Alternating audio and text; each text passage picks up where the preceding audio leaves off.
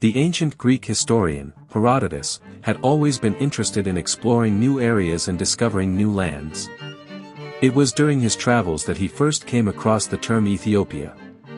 Herodotus was intrigued by the term and decided to explore further. He began his journey by traveling south, exploring the sub-Saharan regions of Africa. As he traveled, he discovered a number of ancient tribes and learned about their customs and traditions. He discovered that the region was not only limited to modern-day Sudan but also included certain areas south of the Sahara. Herodotus found the people of Ethiopia to be fascinating, with their unique way of life and rich cultures.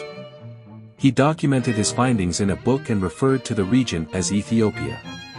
Interestingly, his findings were not only limited to the cultural aspects of the region but also the geographical features. Herodotus was fascinated by the unique flora and fauna found in Ethiopia, and he wrote extensively about them. It is fascinating to note that even in ancient times, the Greeks were aware of the existence of regions that were far beyond their own borders. Despite the vast cultural and geographical differences, there was a palpable curiosity and interest in exploring and understanding the unknown. In the ancient times, the term Aethiopia was used to describe dark-skinned populations. The word was derived from two Greek words, aetho, meaning, I burn, and ps, which means, face.